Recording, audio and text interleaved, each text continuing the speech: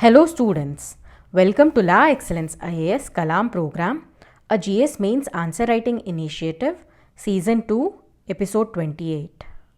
I am Kiran Mai and we will be continuing this season for about 50 episodes. Let us look at today's question. The question says, explain the quantitative and qualitative measures available to the Reserve Bank of India for controlling inflation in the economy. This question is a static question from General Studies Paper 3 from the Economy section and from the subtopic of Monetary Policy. Though it is a static question, we need to know the context in which this question is being asked. You all are aware that amidst the COVID-19 lockdown, the economy is hugely hit, because of which RBI has recently announced measures to boost economy. RBI has announced two packages within a span of 3 weeks. 3 weeks back, it has given some of the measures like a 3 months moratorium on installment payment. And then also repo rate cut was done and CRR, cash reserve ratio cut, was announced. So these were the announcement which was made 3 weeks back. And 3 days back also RBI has come up with certain measures so as to infuse more money into the economy. That is around 1 lakh crore rupees has been infused into the economy, 50,000 to provide aid to NBFCs. These NBFCs were struggling because they had to provide moratorium to their customers, but they could not avail moratorium from the bank from which they took loans. Okay, so in order to ease the problem of NBFCs, 50,000 crores has been specifically assigned for NBFCs. And the remaining amount has been earmarked for refinancing banks. RBI has also increased the limit of ways and means advances by the states. So all these are various measures which RBI has taken so as to boost economy amidst the COVID-19 pandemic. But if you observe the question carefully, the question is asking RBI's measures for controlling inflation in the economy. This is for controlling inflation in the economy. So we have to address that point. RBI has an objective of both growth promotion as well as controlling inflation. It makes sure that the price stability is ensured. So it is the price stability part that this question is asking about. If we look at some of the value addition points that can be written in this answer, we can write about the inflation target of RBI. You all are aware that we have set a CPI inflation target of 4 plus or minus 2%. And then you can also write about the Monetary Policy Committee, how it got its statutory status by the amendment of RBI Act of 1934. You also can write about the context in which this question is being asked. For example, RBI is trying to boost the economy of the country while at the same time trying to control inflation in the economy through a set of measures announced. Something like that can be written as a value addition point. If we look at what is to be avoided while writing this answer, I think the current monetary policy measures can be used just either in the introduction or in the conclusion, but not in the core of the answer, because the core of the answer is asking about inflation control, not the measures to boost growth. The measures which recently RBI has taken are to promote growth, to push economy forwards. Okay, it is not for inflation control, so it is better to avoid these measures in the core of our answer.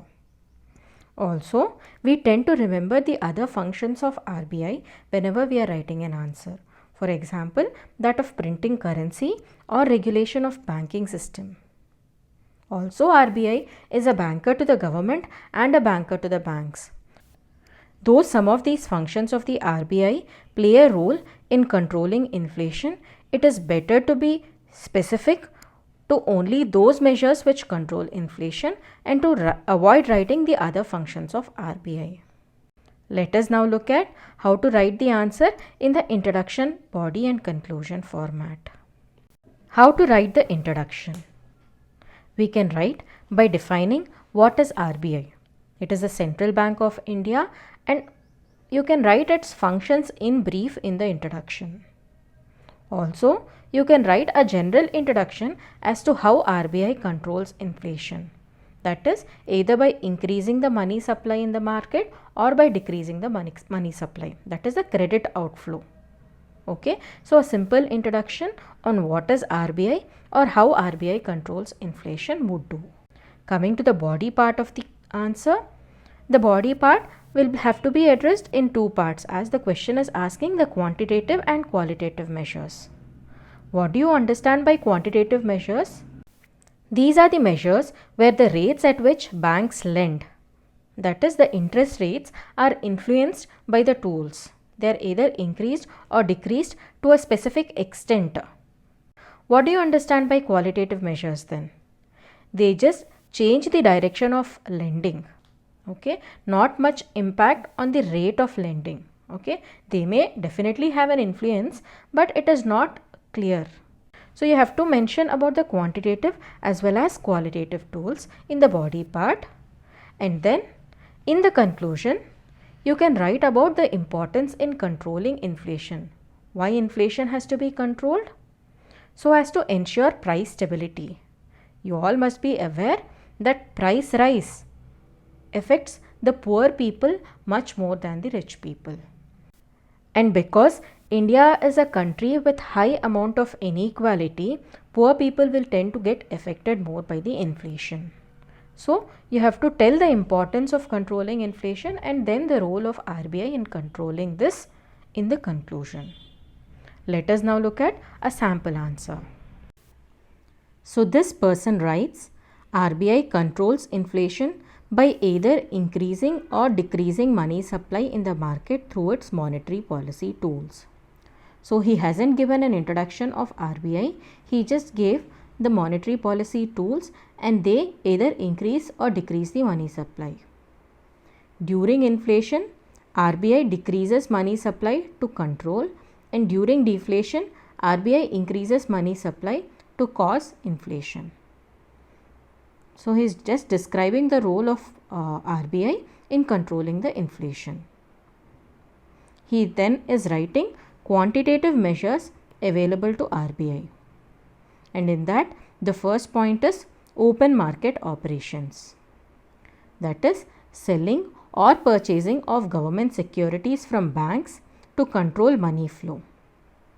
So what happens is when RBI buys government securities, RBI is buying government securities from the banks. Okay, these are the banks from which RBI is buying government securities. If it is buying government securities, it will give money to the banks. Okay, so more money will be available with the banks for lending and they will be lending more. So what is he writing? Selling of securities.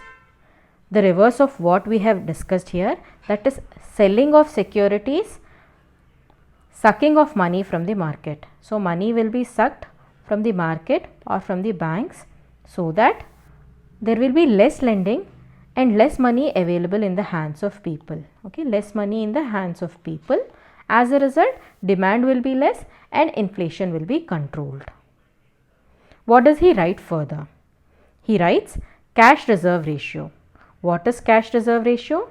It is the percentage of net demand and time liabilities to be parked by the bank in cash form without any interest. And then he is writing about statutory liquid ratio. What is statutory liquid ratio? It is percentage of net demand and time liabilities kept aside in liquid assets like gold, cash or securities. What happens with these two? Either CRR or SLR if they are increased. If they are increased, it means that banks will have to deposit more with RBI. Okay, so banks will be parking more with RBI so that less money is available with them to do their lending activities. Lending is restricted if CRR and SLR are raised. Okay, so this is one more quantitative measure used by RBI so as to control inflation. And then The person writes liquidity adjustment facility. What is this liquidity adjustment facility? The person writes to adjust day-to-day fluctuations in liquidity by banks through repo rate and reverse repo rate. Repo rate is the rate at which RBI lends to banks, and reverse repo rate is the rate at which banks park money with the RBI. Okay. For example, supposing if a bank needs money, needs money for its short-term requirements so that it can repay back to the RBI. So we have RBI here. From RBI, this bank will be taking or borrowing money for a short term. For a short term less than 15 days. In that scenario, RBI will charge some interest rate that is known as the repurchasing rate or the repo rate. And reverse repo rate is when banks have got excess liquidity with them, they are not able to lend. In that scenario, they would like to park their money with the RBI, and for that RBI gives some money, gives some interest, that is known as the reverse repo rate. By decreasing or increasing repo rate or reverse repo rate, what happens? Whenever repo rate is increased, it will be difficult for the banks to access money from the RBI because repo rate is increased. They have to pay more interest to RBI, and as a result, their interest rates will also be increased to the borrowers, and as a result, the borrowers will have to pay high interest rate, and it will decrease the inflationary trends in the economy by decreasing the demand in the economy. Let us see what he writes further.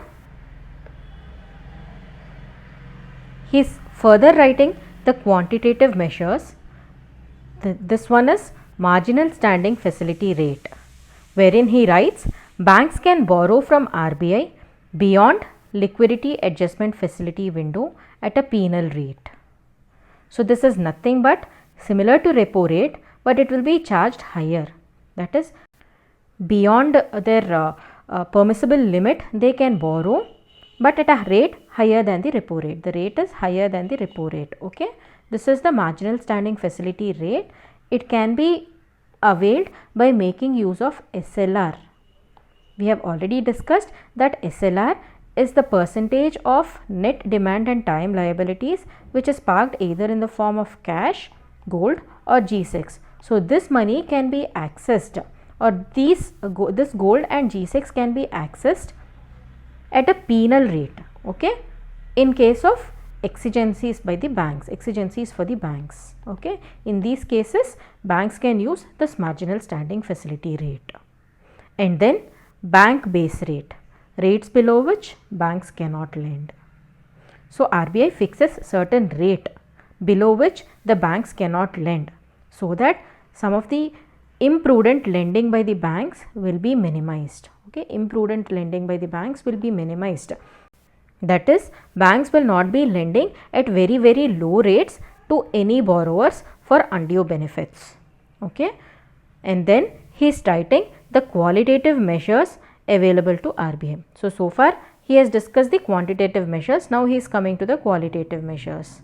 And in that first one he is writing margin requirement. It is the difference between current value of collateral offered and value of loans granted. RBI can demand specific requirement for certain sectors. What does this margin requirement mean? For example, if I want to borrow money by using my gold as collateral, I have some gold which is worth 1 lakh rupees and I want to borrow some money. In that scenario, bank will be lending, though the gold's value is 1 lakh rupee, bank will be lending only 60,000 to me. 40% is the margin requirement in this case. So it is the difference between current value of the collateral that is offered and value of the loan that is granted. So it is 40% in this case. RBI can demand specific requirement. For example, if RBI wants to increase the loans granted to agriculture sector, it can reduce this margin requirement in case of agriculture to 5 to 10%. So that if they are using some land as a collateral which has a value of 1 lakh rupees, they will get a loan of 95,000 or 90,000. So it is a qualitative measure. Here rate is not being decided. but the direction of flow of credit is being decided. That is, more will be dispersed to the farmers because they will be willing to take more in the form of loans. Okay, so the direction is being determined by qualitative measure. The second point in qualitative measures is consumer credit regulation. By determining down payment requirement, installment amount, etc., RBI can control credit flow. What do you understand by consumer credit regulation? For example, if I want to buy a car, okay, I will have to buy a car. For that, I will have to pay a down payment. Down payment may be around 30% and rest of it will be divided in installments. RBI can decide through consumer credit regulation how much percentage I will have to pay the down payment and how much should be the installment amount and how long the duration of the loan should be. In that way, it will control credit flow. For example, if the down payment is reduced to 10% and if the loan duration is extended from 5 years to 15 years, more people will be interested to buy the cars because paying 10% and paying for a long duration would be easier than paying 30% and paying for 5 years, paying off all the debt within 5 years. Okay, that is one more qualitative tool used by RBI. The third one is credit rationing by fixing upper limits for different business activities. For example, if a bank wants to lend to automobile sector, RBI can fix some upper limit, that is beyond this limit you cannot lend to the automobile sector. So it is directing the lending activity. Which direction it has to go is being directed by RBI. And then he is writing moral suasion, that is persuasion without using any monetary incentives or strict action. Here RBI just by verbal communication without any written orders or without any mandatory orders, the RBI governor or other persons will interact with the banks and try to persuade them to take measures, especially involving those of monetary transmission. And then the last point in qualitative measures is directives and direct action by issuing directives to frame lending policy. So how the bank's lending policy should be, the directives are given by the RBI. If banks don't adhere, RBI can take measures. RBI may refuse to rediscount bills. So these are some of the qualitative measures that RBI can use to control inflation. And then he writes, RBI through its monetary policy instruments has a very important role in controlling the demand side of the inflation. So if you observe, RBI is controlling only demand side of inflation. It cannot control the supply side. It helps in maintaining price stability through inflation targeting. We discussed this point that inflation is targeted between 2 to 6%, 4 plus or minus 2%. Okay. So this is the conclusion he is trying to write. This is an average conclusion. Okay. If we look at the whole answer, I think he has given a simple introduction describing about what monetary policy is, how RBI controls money flow in the market.